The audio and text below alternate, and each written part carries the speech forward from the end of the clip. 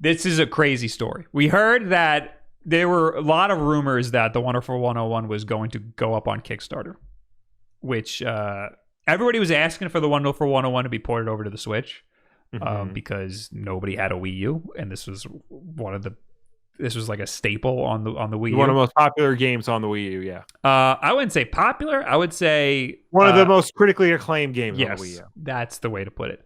It only sold a little over 300,000. I think 380,000 copies is what it sold on the Wii U, which is not good. It's probably good for the Wii U. But it's not good overall. Also, it's technically a second-party title, which is a term we don't hear much anymore. So I think it's developed by Platinum Games, and I think Nintendo funded it. Yes. Which makes it second party. Yeah, so it was an exclusive game for the Wii U. But the fact that Platinum isn't a first-party studio, they develop for other platforms, that's what makes it a second party. Anyway, Engadget says, if anything demonstrates that gamers love a bit of cult nostalgia, it's the eye-watering success of Kickstarter campaigns pledging to bring former hits back to life. And that's absolutely the case with former Wii U title, The Wonderful 101, the remastering of which obliterated its Kickstarter goal in less than an hour. Platinum Games' colorful action adventure was originally released in 2013 for the Wii U. Now it's getting the modern console treatment and will be coming to PS4, Switch, and PC, thanks to a hugely successful crowdfunding campaign that looks set to hit a whopping 1.5 million. Given the tight delivery time frames, Platinum Games says it'll ship in April 2020. That's actually pretty soon. Yeah. It's likely that development is already in the bag and that this is more of a game sale than anything else. Looking at the Kickstarter right now, they are currently at 1.3, almost 1.4 million. And the pledge, the Kickstarter, like the amount of money they were looking for is only 49,000. So there's no way, that money was going to be put towards development. This is basically just a pre-order scam. Well, all right. So, we'll get into it, but yeah, why are they having a Kickstarter?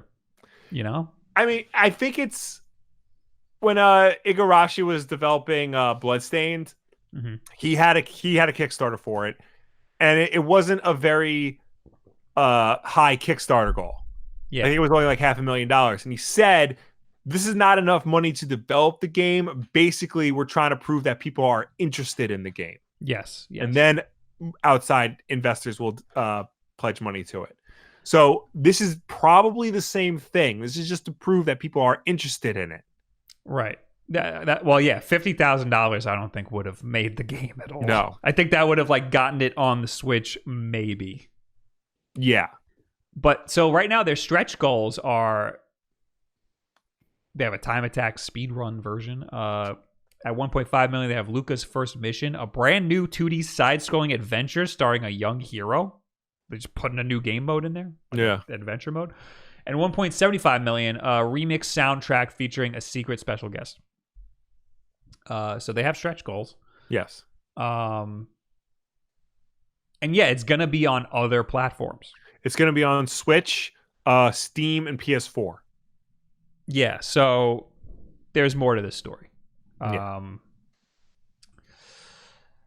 For one, if you pledge a certain amount, I think it's $9, you can be blocked by Hideki Kamiya on Twitter. Yes.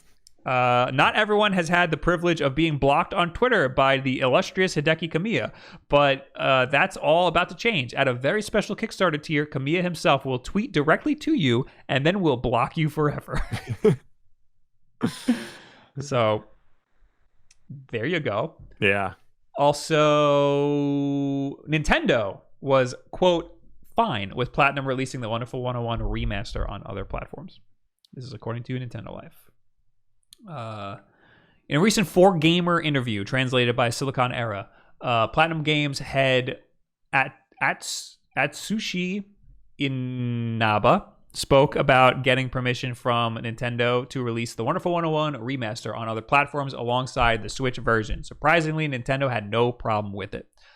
I know it's on a completely different scale, but that's like talking about bringing God of War to other platforms. I think it's a little different. But then Nintendo told us that it was fine, just like that. And now there's a chance we can release the Wonderful 101 on platforms such as PS4 and Steam if we reach the stretch goals for crowdfunding. It's to get blocked by Kamiya, you need the to pay $101 and above. Oh, I thought it was $9. No. Where did I get that from? I have no idea. I read it was on the Engadget article. None of the Kickstarter tiers are $9. The lowest is $36. Pledge more than 1,000 yen, about $9, for example, and you have the option to be blocked on Twitter by Platinum co-founder Hideki Kamiya. That's what the Engadget article says. Yeah, it is wrong. Oh, okay. Anyway, or maybe it was that way at one point, and then they got rid of it. Maybe. Where was I? Since this interview, both of the Kickstarter stretch goals have been reached, and Inaba added to this, explaining how the Wonderful 101 was originally developed as a second-party title for the Wii U, meaning it was up to Nintendo to decide whether or not it was re-released. So until Nintendo says let's do one for the next hardware, we wouldn't be able to release it no matter how much we ask. When Inaba was asked by VGC more recently about the possibility of multi-platform Astral Chain release, he responded by saying it was ultimately Nintendo's call as it owns the publishing rights. And I think that was the next article I had. Yeah. In the case of Astral Chain, it's an IP that's owned half by Platinum and half by Nintendo. So right now it just came out and it's too early to say. Ultimately, it's Nintendo's call, not ours. They own the publishing rights to Astral Chain. So really, we have no say in the matter. Isn't it coming to PC, though? Am I making that up? I think you are.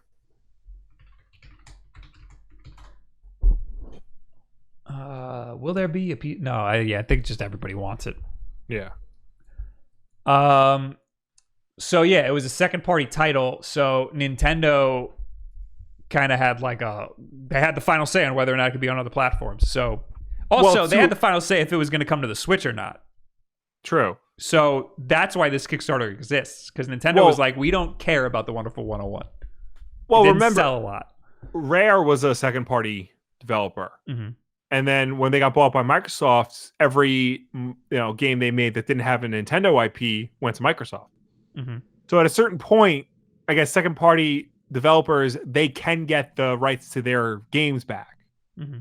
So I guess the Wonderful 101 is one of those cases.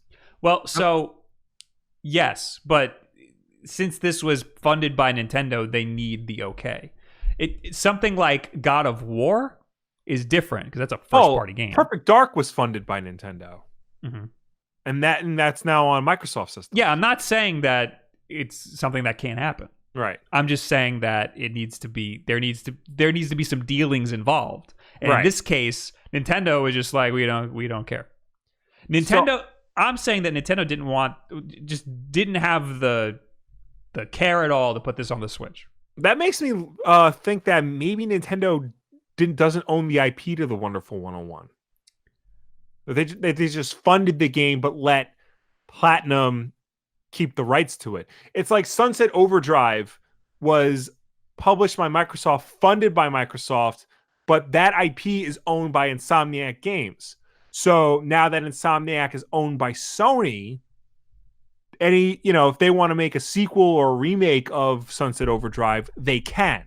But then why did they have to ask Nintendo if it was okay to put it on other platforms? I have no idea. I'm saying it's because they had some stake in it. They owned some of it. Probably. And it's the same thing with Astral Chain, it looks like. Looks like Astral Chain might have more. They might have more of a say in that. That's true, because it was. We know that it's half and half with Astral Chain. So yeah, the reason why they're doing a whole Kickstarter thing is because Nintendo just was like, we don't need this right now. Yeah. And then they were like, well, what if we prove that people want it? Mm-hmm. So that we can also get our own money to do it. And that's what the whole Kickstarter is for.